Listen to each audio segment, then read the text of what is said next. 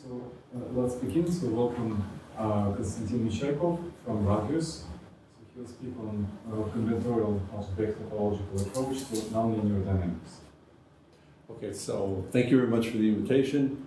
I'm not sure what everyone's backgrounds are, so please interrupt me if I'm saying things that are not in your standard language or discipline.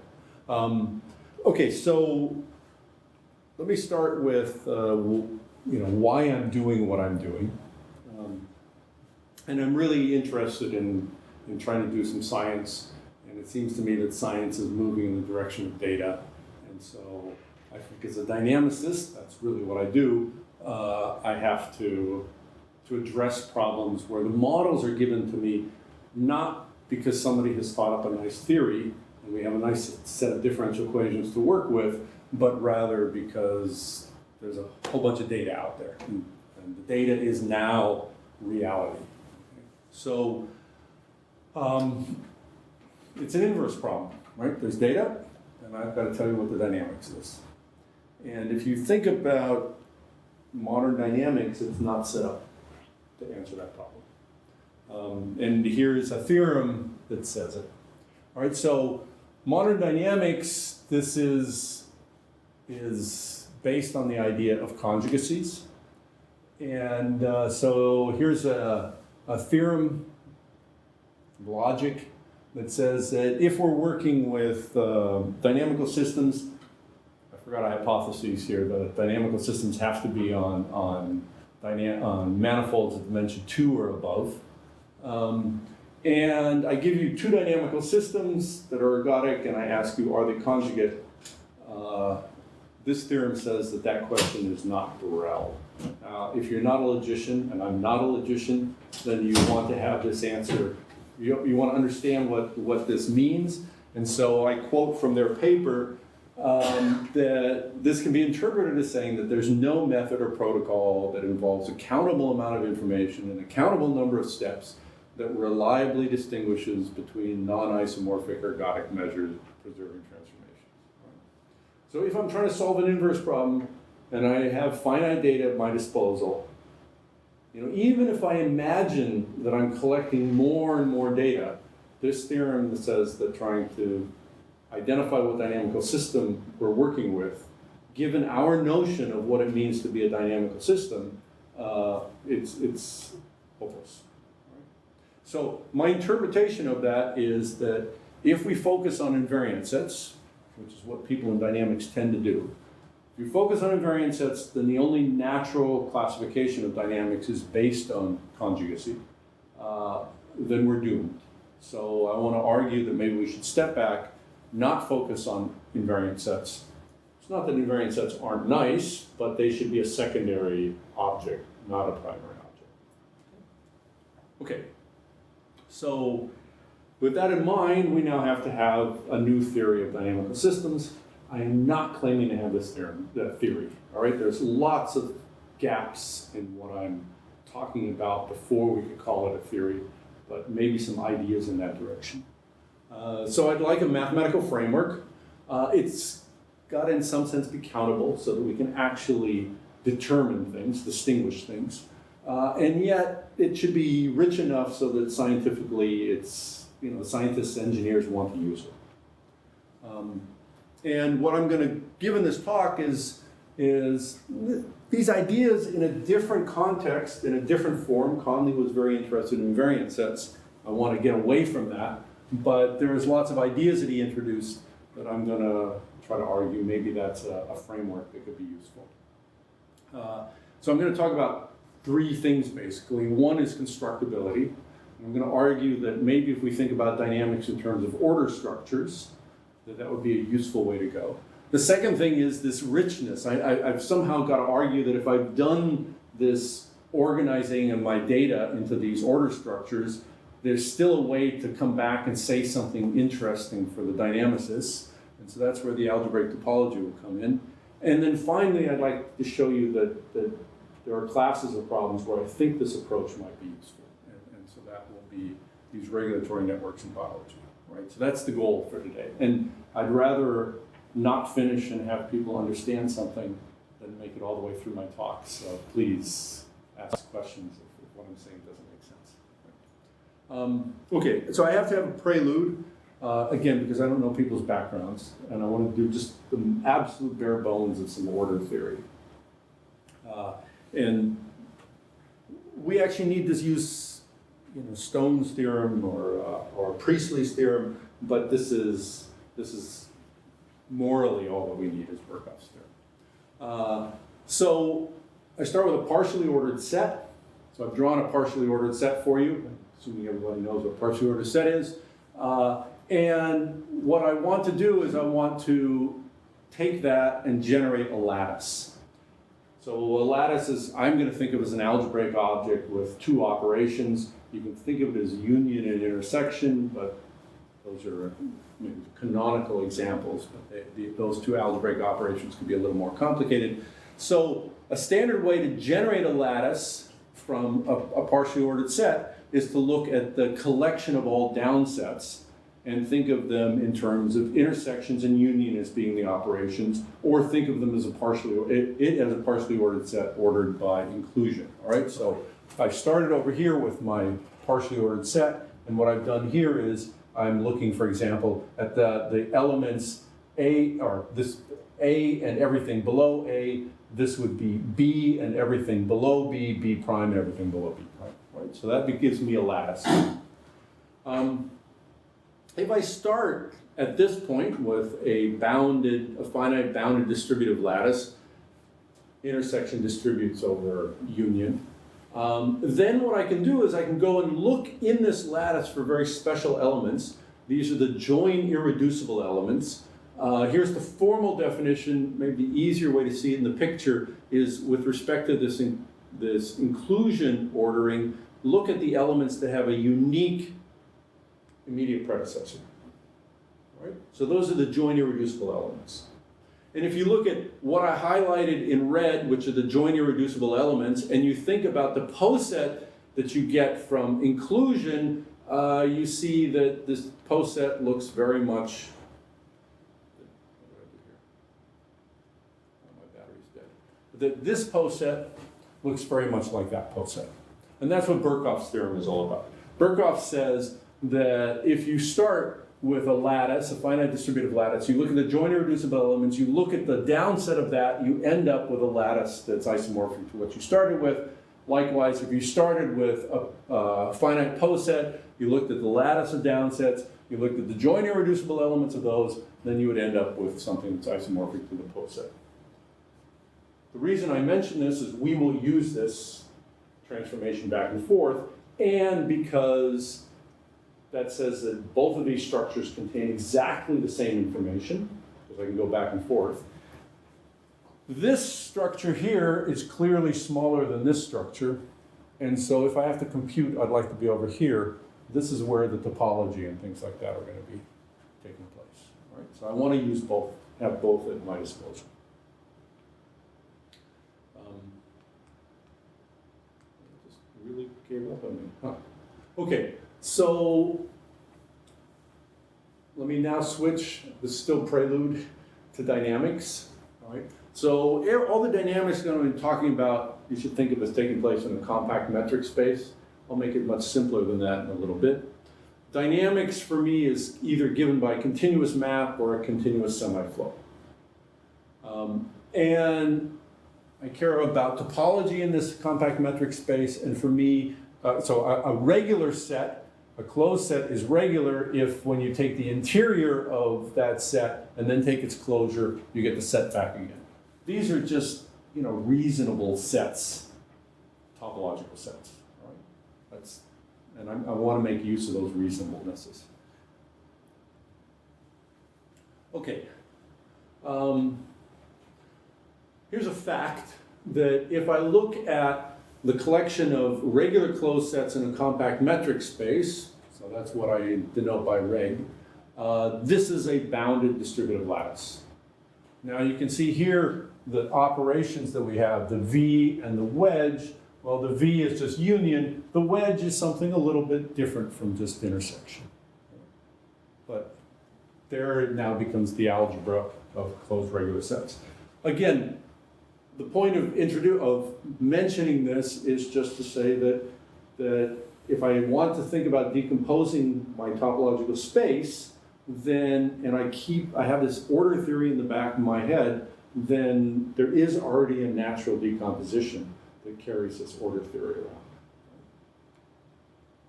Okay, so here's a fact.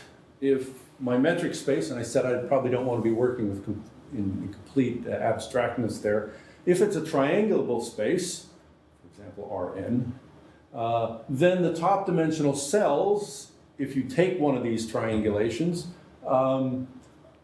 will actually be a finite sublattice of closed regular sets, right? I mean, simplices have this nice property. You take the interior and take the closure again, and you get the same simplex back. The top dimensional simplices. All right, one more piece from dynamics before I get into the talk, is that if I look, again, I'm thinking of things being data-driven, all right?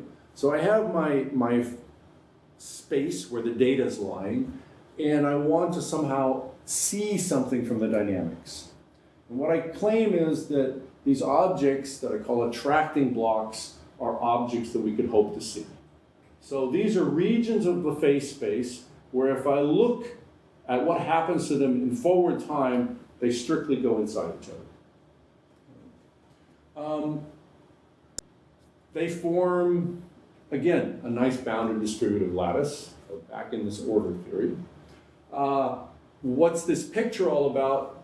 There's some differential equation. I'm not going to write it down for you, but you can probably guess if you think about it a little bit about what you're seeing. I'm thinking of this as a bunch of initial conditions, so I'm running a bunch of experiments, and I wait one time unit later, and that's where the data is.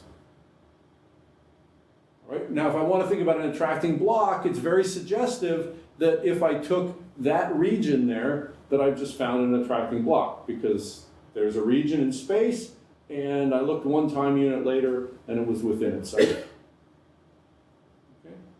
So I'm arguing that attracting blocks are things that we could hope to see. This is idealized because I have lots of data points, but at least in principle, it's something we could get at. If I was to do this experiment again and look at what happens to points there, you see that they get moved inside, and so there's an attracting block.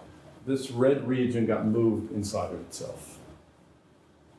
And if I was to look at all the possible attracting blocks I could see, then that would end up forming a bounded distributive lattice under intersection and union.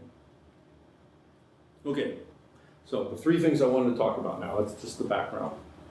First, I want to do constructability, all right? So I want to go from data to an organization of the dynamics. So what I'm thinking about is that I'm handed data and I'm allowed to know where the data gets mapped to. So I have some kind of time series for my data. So it's quite possible that, and what I'm going to do then is I'm going to say, well, somehow I'm going to take my phase space where the data is lying, and I'm going to topologize it some kind of combinatorial way. And then I'll use the data to say, well, this region of space got mapped to some other region of space. And that's what this is supposed to indicate. So these individual points here are supposed to represent, very frustrating. So these,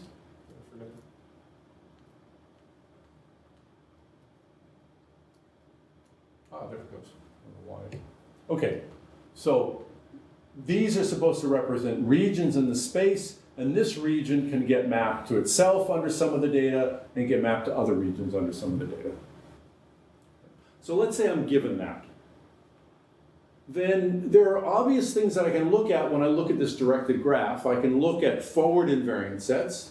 So these would be subsets of points that if I look at what happens to them in forward time, which means moving along in the directed graph, it gets moved inside of itself. So that's a forward invariant set. And there's a special class of forward invariant sets where I don't have inclusion here. I actually have equality, and I'll call those attractors. And if I give you a forward invariant set, then I can keep mapping forward until I end up with an attractor, and I'm going to call that map It takes me from a forward invariant set to an attractor, the omega limit map. Okay? And so for those of you who've done a little bit of dynamical systems, this is really what omega limit sets are all about. Right? So there's some simple ideas, but we're going to use that now to try to organize the information. Okay, so I'm going to introduce some, well, at least for me, because I don't really live in this order theory universe, for me is fairly abstract. So I think if you know order theory, then what I'm going to propose will make sense. If you don't, if you're like me, then take these as kind of definitions, and I'll try to become much more precise about what it is that I'm after I've kind of outlined the fact that there's this general approach to dealing with this. So I start with my bounded distributive lattice, and I'm going to define this object that we call a canonical Conley form. So this is a bounded distributive lattice. What I want to be able to do is I want to be able to take intersections and complements. In a lattice, I cannot take complements, but given a distributive lattice, you can always find kind of a minimal Boolean algebra that it lives in. Right? And this is a nice functorial operation. Here's an actual map from L to its Booleanization. And so this canonical Conley form is precisely take an element of this lattice, take another element of the lattice, and embed it into the Boolean algebra and look at, so here's the embedded, now I'm allowed to take a complement, take the complement and intersect. Right? The up-down means that I'm now in the convex sets of this Boolean algebra. Right? So this is what we call the canonical Conley form. So it's just a very simple lattice operation.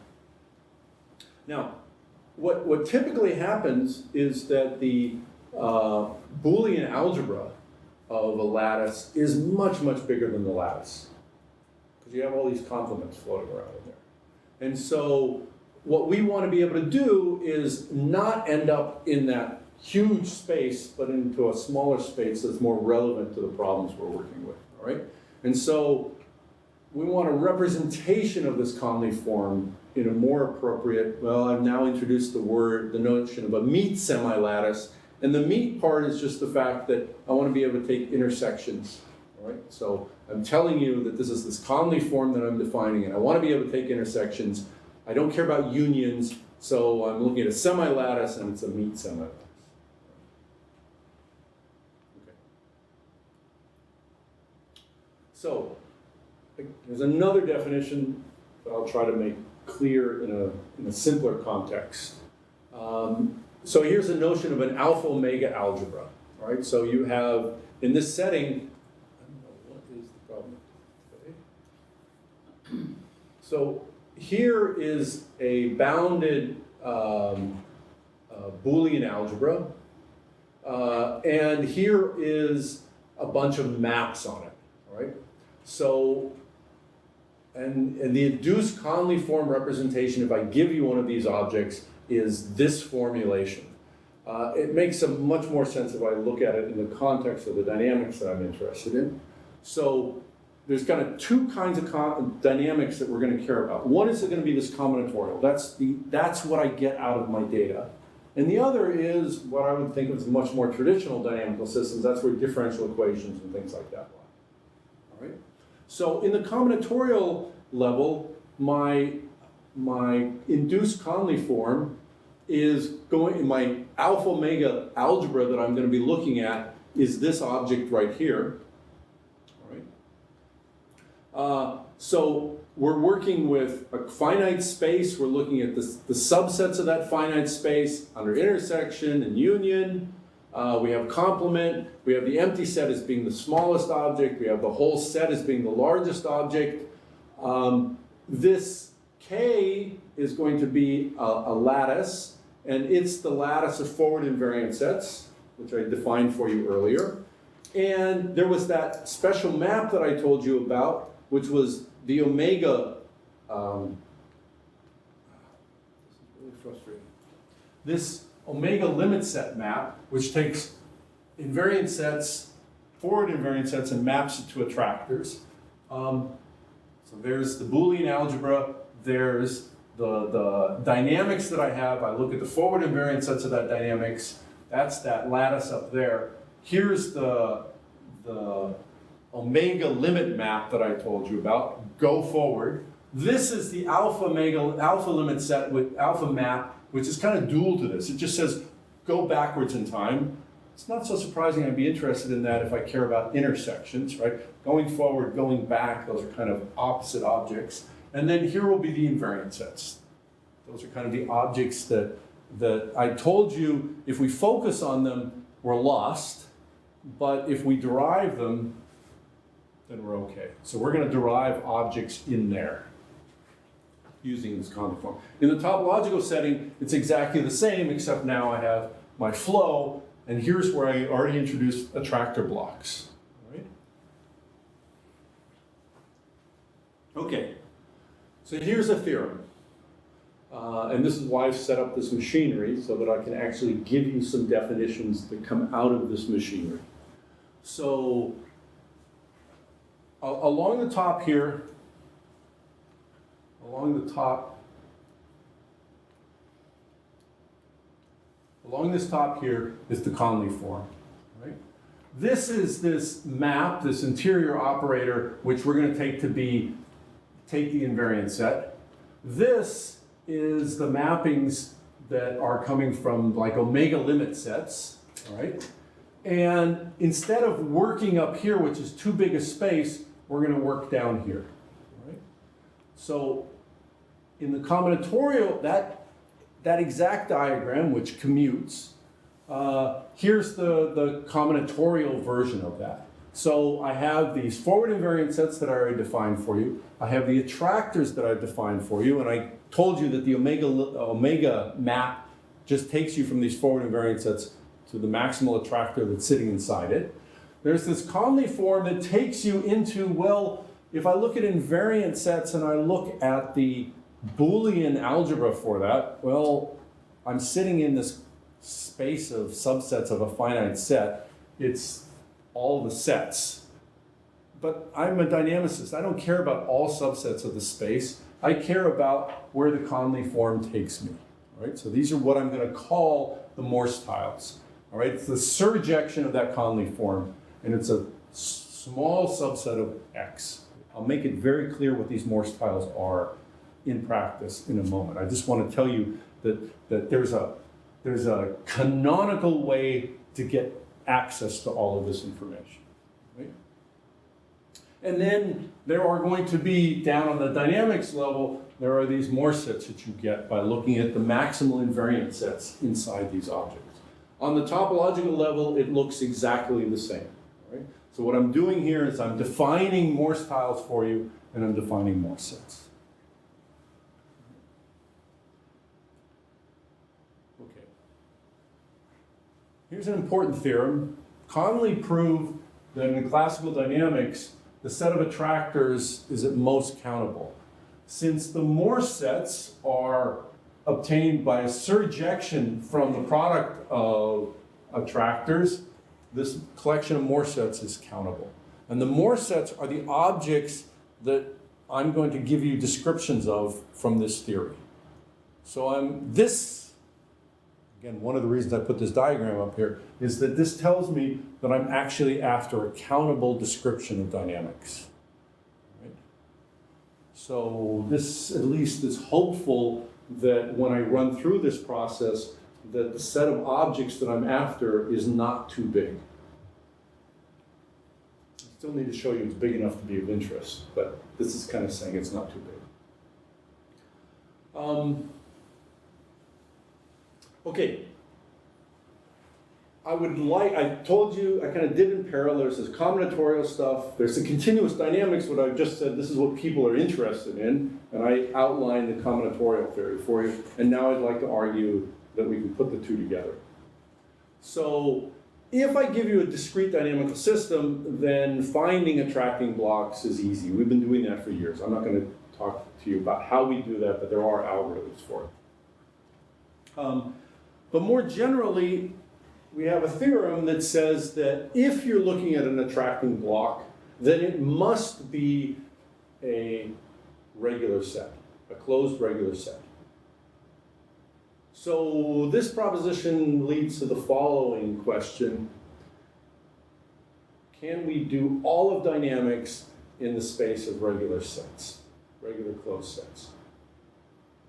I think so, but I'm not anywhere close to being able to do it in that level of generality. So, and I think it's much more general than we need for data-driven problems. And so I'm going to simplify, and I'm going to restrict myself to simplicial, to triangulable spaces. So, and I'm going to move towards algebraic topology now, right? So a cell complex, which here I'm doing it on the purely combinatorial level because I want to make sure that I can go from the combinatorics back to the topology, because the combinatorics is what I'm getting from the data. So a cell complex is, well, you can think, and this is your original definition of cell complex due to Lefschetz. It's a poset along with two functions, which the poset structure is going to tell you face relation, what cell is a subset of another cell. And then you have two functions, one which gives you a dimension of a cell, and the other which tells you algebraically how two cells interact with each other. And this condition right here is saying that the incidence relation is only going to go from an n-dimensional cell to an n-1 dimensional cell, and this says, oh, you can make a boundary operator, so you can make a chain complex, so you can do algebraic topology.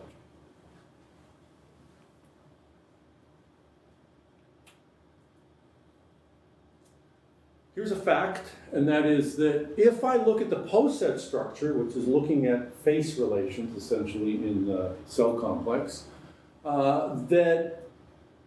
if you look at these downsets, then you end up with a cell complex. It's actually pretty trivial to check from the definitions. And if I look at the lattice of closed subchain complexes, right? So think of the lattice of all downsets from that post set. Every one of those downsets, I'm telling you, can be turned into a chain complex. That itself can, on the algebraic level, can be thought of as a lattice, all right?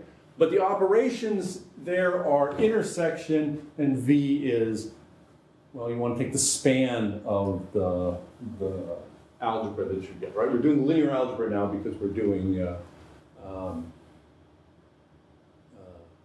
chain complexes.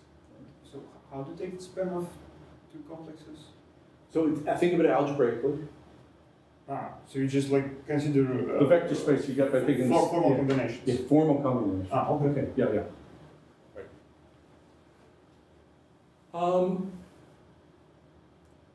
And then there's this notion that we're going to introduce, which is a lattice-filtered cell complex. So you have a cell complex, a finite distributed lattice, all right? So this is separate. So I've got my cell complex, I've got a lattice, that's separate, and then I'm going to insist, I'm going to say that I have a lattice-filtered cell complex if I have a homomorphism from the lattice into, well, this lattice of subchain complexes.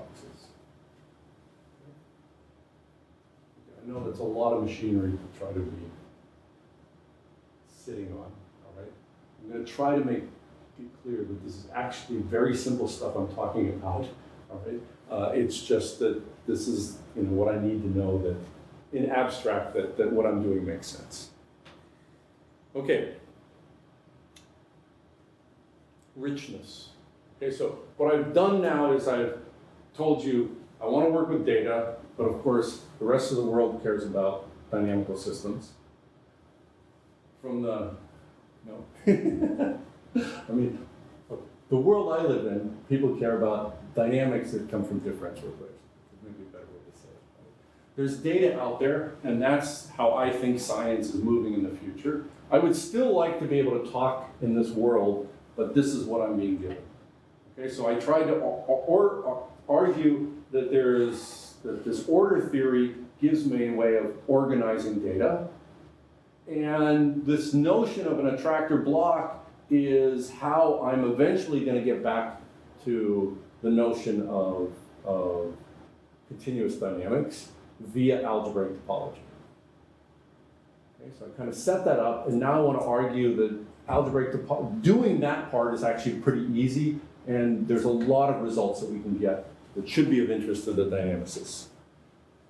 Okay, so I'm going to assume again that I'm working with nice spaces, they're triangulable, and I'm going to assume that the lattice I care about, L, this is going to be a lattice, is generated by a simplicial or cubical decomposition of my space.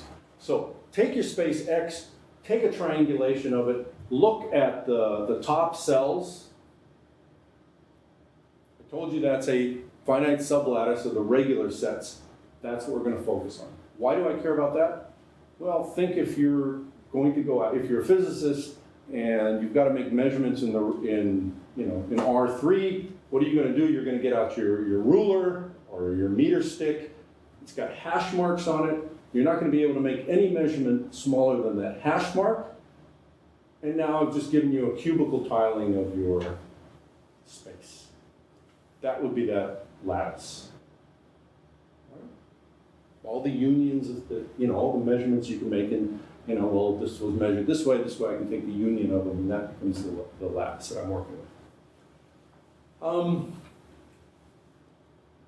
But this is simplicial decomposition abstractly, combinatorially, and so I can start computing homology of sets in there.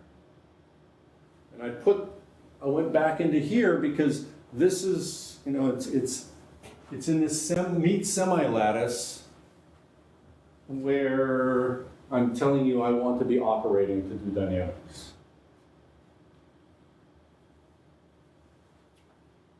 Okay, so I'm getting back to dynamics now. So I have, and this is easier to define in the case of a map than a flow, but the same kind of definition goes through. So I have an index pair. An index pair for a map is a pair of compact sets such that let's first start on the notion of the second part, this map. I've written down a map, right, which is take the subset P0, quotient it to a point, and define the following map on the quotient space, pointed quotient space, if that's continuous. In general, that will not be continuous, okay? But I'm saying that I have an index pair, if I have this pair P0, P1, so that this particular map on the quotient space is continuous, and if, well, what does it mean to be an isolating neighborhood? It means that the maximal invariant set, I have no idea what that is, but the maximal invariant set is strictly in the interior. That means at any point on the boundary, we'll have to leave in forward or backward. A finite amount of forward will leave either in a finite amount of forward time or a finite amount of backward time. Okay.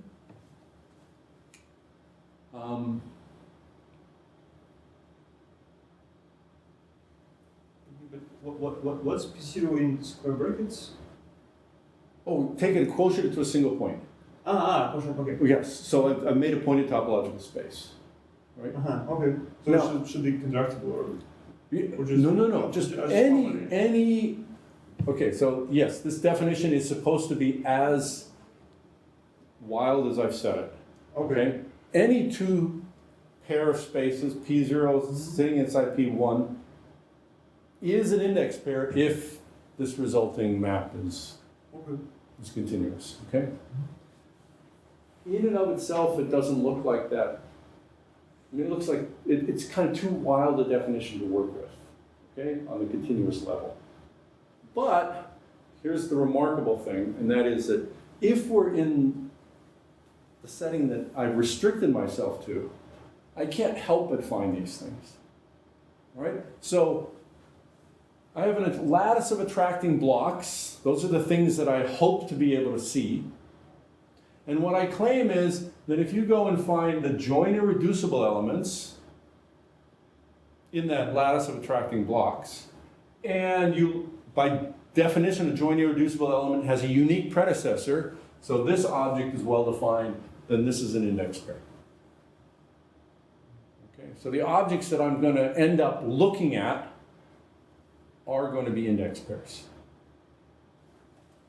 Now, why do I insist on this continuity? Because as soon as I have a continuous map from a space to itself, I can start doing algebraic topology.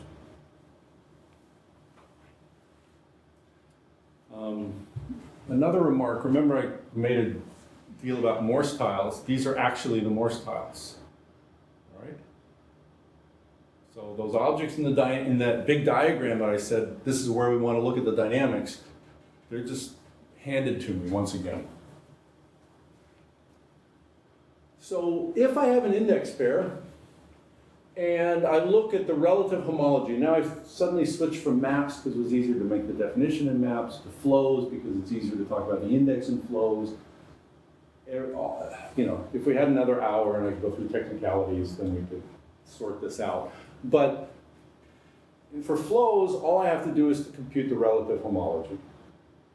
So if I compute the relative homology and it's not zero, then there must be something that stays under the continuous dynamics that stays in the interior for all time.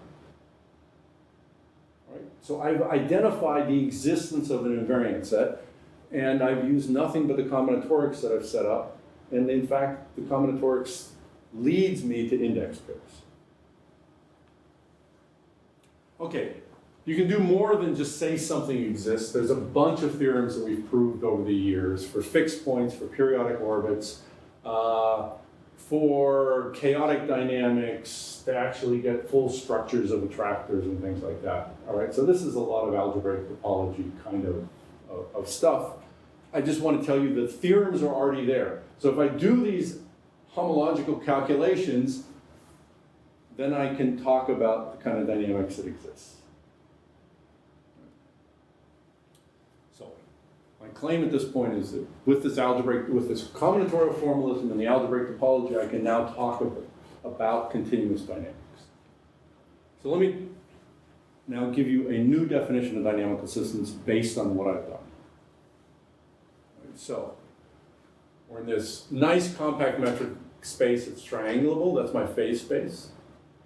My physicist comes along and makes measurements. That's what's giving me this bounded sublattice of the regular closed sets of X.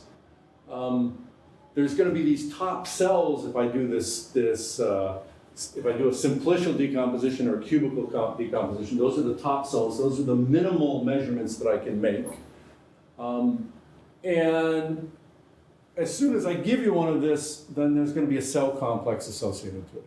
All right. So the first the first thing is where I'm working. The next two have to do with what you could go out and actually make measurements with. And the last one says, well, if you've done that and it's reasonable measurements, then you're going to end up with a cell complex. And as soon as I have a cell complex, combinatorially, I can do all the algebraic topology, and I try to convince you that if I do the algebraic topology, then I can tell you about the underlying continuous dynamics. Okay, so now let me define dynamics. This is where this is the lattice you get from the measurements. Choose a finite sublattice of that and declare that to be a lattice of attracting blocks. That won't quite work. I need to be able to do algebraic topology, and so I actually need to make sure that when I choose this sublattice, that there exists a morphism into nice complexes. Okay? Yeah? But what do you mean by declare? Declare. I have to define a dynamical system. Yeah, but you have definition of attracting blocks, right? No, that's the abstract definition, right? Right. But, okay, so you're used to somebody coming and saying x dot equals f of x, and they write down what f is. Mm-hmm. And I'm coming and saying, oh, we're going to look at dynamics. Okay. Most people write this down, I write that down. Ah, so this is your just input. This is my definition, yes. Okay. Mm-hmm. But this defines a dynamical system. I'm claiming this defines a dynamical system. Okay. Okay? Is that clear to everyone? This, I claim, these are the kind of, this is what physicists can measure. I told you how to find attracting blocks from data. So you just look at your data and you say, oh, there's my A. And now the machinery starts to work. Now you got to be a little bit careful, and this is a subtle point there, but you've got to be able to make sure that your spaces are rich enough so that you can do algebraic topology on them. Birkhoff's theorem says, well, look, I've got this lattice here. I can talk about joint irreducible. As soon as you do joint irreducible, you get what I call Morse tiles. Okay, now, I apologize in some sense. I keep trying to figure out how to reorganize this talk because I've dragged you through all this, what at least for me is really tough lattice theory and all this kind of stuff. Okay,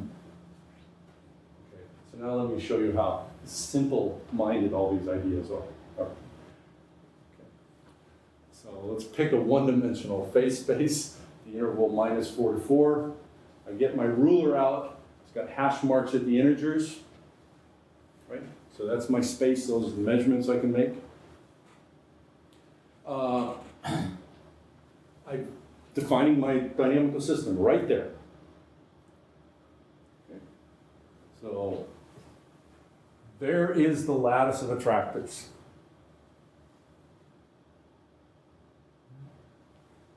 Birkhoff says, focus on the Morse tiles. So let's do that. What are the Morse tiles? Well, there's 1, which is the interval -3 to -1. There's the interval 1 to 3. Birkhoff says, I don't care about the union of them because that's not joint irreducible. Go up to 3. 3 is the whole space. And then to get the Morse tile, take away its immediate predecessor, which is the union. And so the top Morse tile is in red. Okay?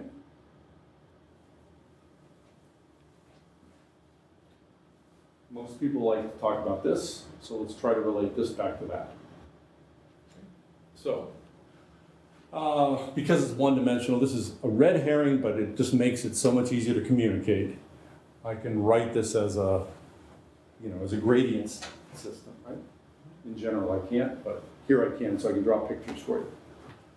What are attracting blocks? Attracting blocks are where the flow goes in. So I go over here and I look at this capital F, so the vector field is given by the derivatives, and you look at the boundaries of the attracting blocks, the vector field is pointing that way and that way, it's pointing that way and that way, so x dot equals f prime of this is a vector field that fits into the definition that I just gave you with respect to that lattice of attractors.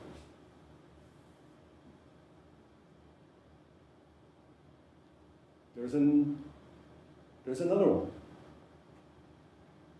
Now, I will go to biology very soon. Biology is a terribly multi-scale phenomenon. How do I know that it's a nice, smooth function like that? Maybe it's a function like that. I still have a very well-defined dynamical system. Right?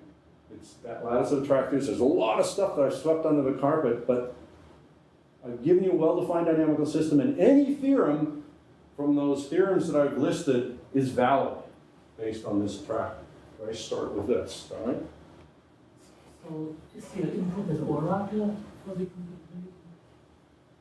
No, the input is... I mean, you need to input the dynamical system. How do you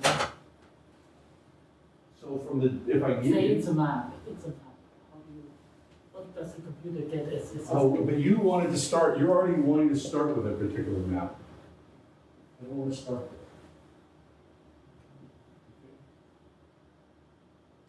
Because if you hand me data, you are sitting down and saying, oh, the data means Also, this you map. consider the inverse problem. Yes, yes, yes, very much the inverse problem, right? I want to do dynamical systems rigorously On finite data. on finite data. Yes, yes. Thank you. That's a really important point. Nobody can give me this, right? And I don't want somebody else to look at the data and say, oh, you should work on this map. Me to do a lot of work on that map, and then the biologist to come along and say, whatever that guy was talking about, he's, right? I want to be responsible for everything. Okay. Okay, so let's get that same attractor structure. I get it out of the data right there. That's a lattice of attractors for that data. Seems reasonable to me. It's not a proof. It can come from the data. But I have theorems now about that, right? Well, the theorems come from algebraic topology. So what do you do when you see something like this classically and you're trying to do algebraic topology? This is a nice gradient system. Gradient systems get studied globally by Morse theory. So what does Morse theory do? It goes and it finds its critical points. You look at the connecting orbits between critical points. You write down the Morse boundary operator, and that tells you how the dynamics fits together. You know, if I can't make fine measurements so that I can see what's happening on the quantum level in my biological system, I don't want to look at these little bounces. But the Morse theory that I did over there is not valid there. This is the kind of data that we work with. That's time series data from malaria. Not a gradient system. If I want to do classical Morse theory, then I need transversality. Are you going to tell me there's transversality from that data? I hope not. Okay? So what do? Well, there's our lattice of attracting blocks. There's our Morse tiles. Let's do this algebraic topology I was telling you about. There's my hash marks I started with. Think of that as a complex. That's a simplicial complex. I can start doing simplicial homology on it.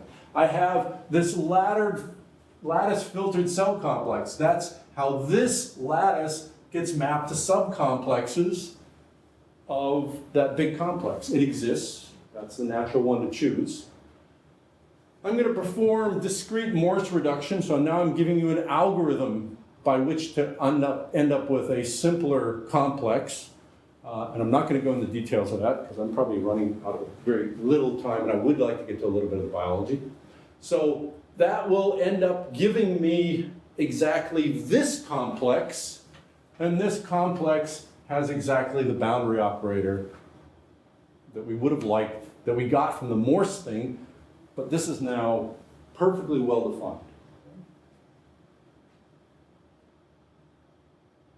Okay, and I should say that this last step here is joint work with Sean Harker and a student of mine, Kelly Spenlove, who's finishing up this year.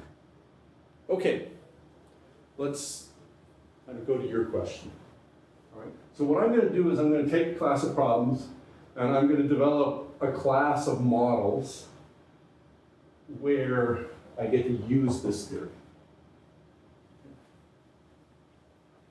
So that's what the biologist thinks is a model. So think of that as a gene regulatory network. What is it? It's a bunch of nodes. It's a directed graph with a bunch of nodes where each edge in the graph either is a pointy arrow or a blunt arrow. If it's a pointy arrow, it means upregulation. If it's a blunt arrow, it means downregulation. And I want to do dynamics on this. That's the data that's given to me. That's the model that the biologists have built. How do I want to interpret this information? So I'm going to think, because I don't think any biologist will complain when I do this, that what is happening at the node is there's some species, some quantity associated with that, right? It could be in my case, it would be proteins probably, right? And so I'm going to let xi denote the amount of proteins that are associated with node I. I need to do dynamics. So in order to do dynamics, I need to tell you how things change. These are proteins. Proteins fall apart, so there should be some decay rate. Those are probably the best measured things in everything I'm talking about. Even those are measured pretty poorly when you actually go into the cell and see what happens. All right.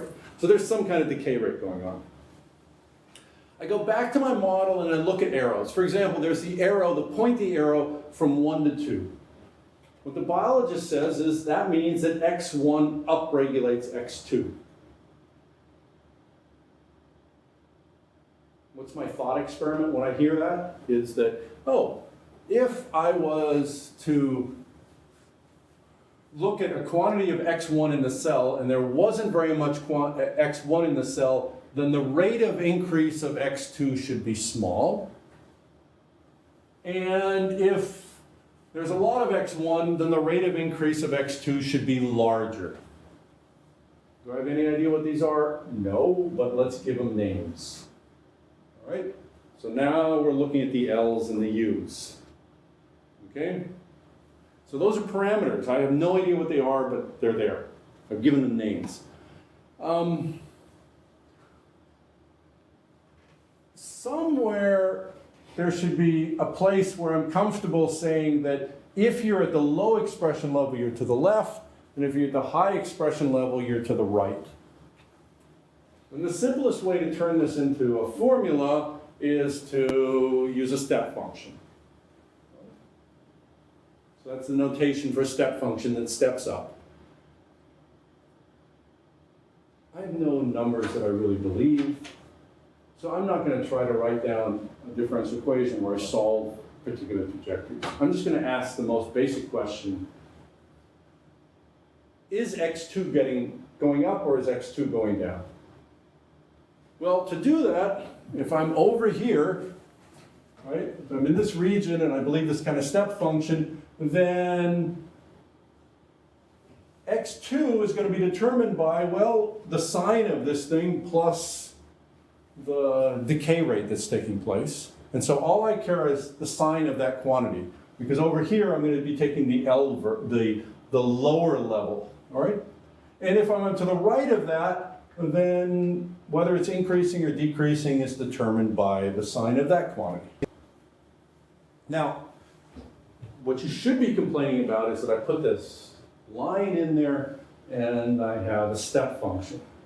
And I've been trying to argue that, putting in functions is not what I want to do. Okay. Very fair complaint. I don't have theorems for what I'm about to say, but I want to work over all the parameter space. And so, I drew that picture there. And so as long as I'm working with some theta in there, and I'm going to keep all the thetas there, I'm kind of saying that I don't know what theta is. It's just that, to the right of theta is where it's going up, is where you know that the U expression is going to take place, and it's the left of theta where the L expression is going to take place. I don't have theorems at that level. If you give me sharp interfaces for a differential equation, I have theorems. But I'm still trying to figure out how to formalize that property. Okay? But again, that's why it's so important for me to work with all parameter values. Okay, and of course, the red branch there is a down regulation, so I'd use that kind of formula. There's one more thing I need to worry about, and that is, if you look at that node right there, well, I'm going to need to consider some combination of nonlinearities that takes into effect all the incoming edges. Here's a particular type of nonlinearity you could choose, and so determining all the signs is now determined by these semi-algebraic sets, because I care about whether this is bigger than or less than or equal to 0, over all of these possible parameters, right? So I've got a high-dimensional parameter space that I want to decompose, and there's my decomposition by these semi-algebraic sets, and in any one of those, the upregulation and downregulation, the increase or the decrease is determined, because those are inequalities, and my dynamics is completely determined.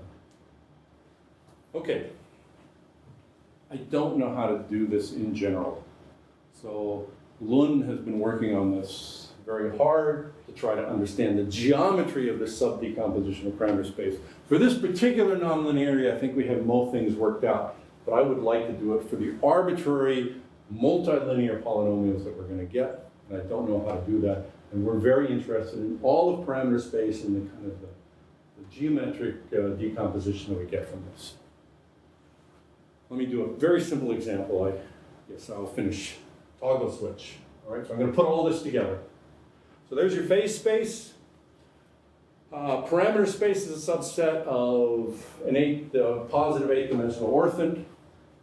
Let's stick to a parameter value that is not, right, where it's not sitting on equality equal to 0. So that's the nice regions in parameter space. I fix one of these parameter values, and the thetas are fixed. I've decomposed my phase space. If this quantity right here is positive, then it means that evaluating here, I'm moving to the right and I'm moving to the right. Or if it's negative, I'm moving to the left and I'm moving to the net left. I don't care what happens inside, because all I care is that I have attracting blocks, right? I just care about the boundary. Am I moving in a certain direction with respect to the boundary? Okay, so if I go for this, I'm going to now construct the multivalued map that I'm going to use to do the computations. This is kind of this input data that I said earlier. So think of the domain as this finite set that I'm going to work with as all these cells here. Edges, well, I've already showed you that by determining the inequalities, I will get edges along the faces. And so I'll use those arrows here to determine how the arrows map these cells to themselves. So if I go back to my toggle switch, and I do the decomposition in parameter space that I already told about, here's one of those regions. And in that region, I check the signs of everything, and that's how the signs go. So I make my directed graph, which is this multi-valued map that looks like that. And now I ask you for the recurrent parts of this graph, and you see there's only one recurrent part, and that's going to be what I call my Morse graph. This is the poset reduction of this. And now I can talk about the associated lattice of attractors. All right, so my attractor lattice in this example would be very simple. It's got one object in it, and that's the attracting block. Everything gets moved into it. Now, if I did the toggle switch, then I would input literally to a program we have called DSGRN. I would literally input that picture, and out would pop this information, this database. These are the 9 semi-algebraic sets that subdivide parameter space. Here's the dynamics in terms of the poset structure that happens in each of these regions. So I know explicitly what the regions is, and I know explicitly what the dynamics is. Now, the way this is set up, remember I required that this set of attractors have the property that it map into the lattice of chain complexes. This is too primitive to do this. But I think we know how to expand our complex a little bit so that we actually get the maps we want. And so here is now a whole family where I'm defining things in terms of these attractor blocks. Don't think about those differential equations as step functions. I don't want the trajectories. That's going the wrong direction to look at that. Okay? What I want is the attractor blocks, and like I showed you, you get the attractor blocks. I do the poset decomposition, but Birkhoff then says, here's the lattice you care about.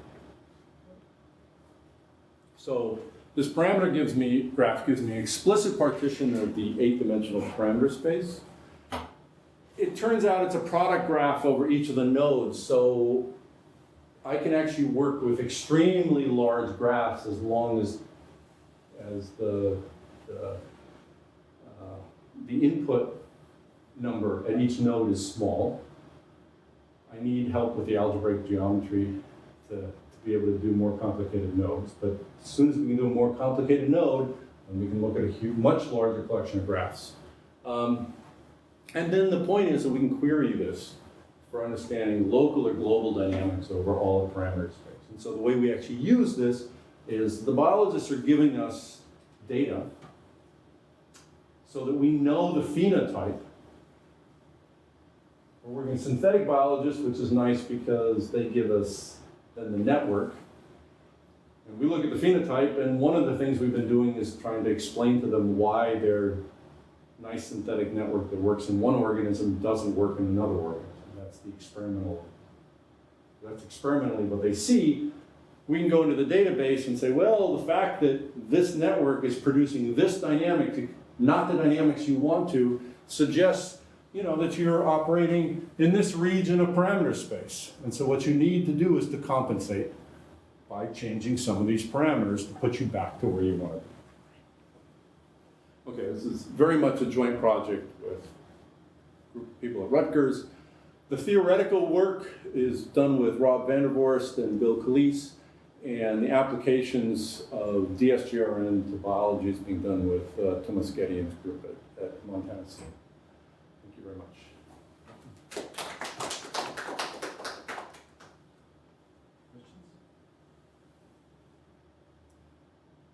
But the way you find attractor blocks from data is like what is shown on the picture, yes. Right? So you just look where to the Right. But isn't it like combinatorial exposure if you have at least 10 dimensions, or so is the hard computation problem? That's the data analysis problem. Yes, absolutely. I mean, how to get there? I'm not claiming is that's not easy. So there are some algorithms. We've been working on. Okay. Okay, so we've been working on that. In particular, a former postdoc of mine, Miro Kramer, has been working with Marcio Gamero and Hiroshi Kubu to try to build these things out of numerical simulations of PDEs. Right? So they have low-dimensional attractors, relatively low-dimensional attractors, but they're trying to look in the data sets to see if they can extract that as an attempt to see if it's actually feasible to use those data methods for high dimensional data. Does that kind of? Yes. That's what I was asking. And the second question is like, do you account for noise or uncertainty? So like, if point moves in such small step that you don't know actually what is left or right. So right. So right. I mean that's again that becomes a data issue, right? I mean yes, if the system is moving slowly and you're sampling very, very fast, then it's going to be very hard to see attracting blocks. Right? But I think that's typically a problem with time series, right? In order to extract useful information, how much should you subsample your data from? But yes, those are.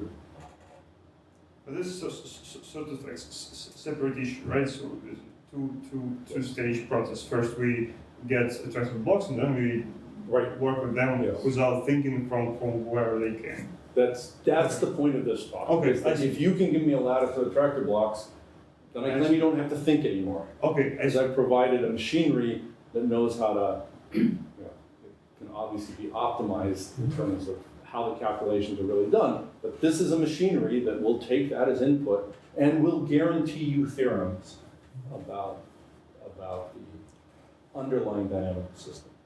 I see. If the attractor blocks are correct.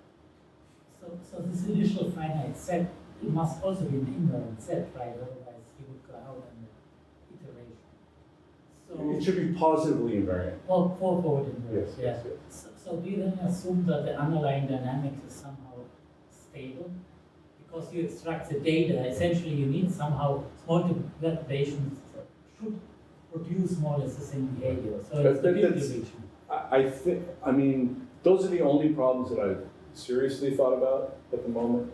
On the other hand, if I did have, I don't know if you can see this board, but I mean, if I did have this region, right, and stuff went out, the lattice theory and things just work now where I declare this to be a minimal element in my lattice. So I could answer yes, I can. The formalism will allow me to deal with it. You run into all sorts of problems when the data leaks out, right? So it would be good if generically everything is stable. It would make my life so much easier. Yeah. Right, so that's what I consider. You know, on the application for the genetic data, which is really what we're spending most of our time working on in this kind of context, we're just assuming that. It's probably completely false in biology, but getting data that goes for a few time periods is already tough enough that I'm just pretending that it's stable and stationary. And, right. So I guess my answer is formally, the theory should take care of what you're worried about, but I haven't thought at all about how to do it in practice.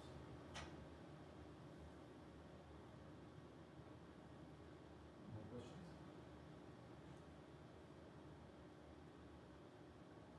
Okay, thank you. Thank you.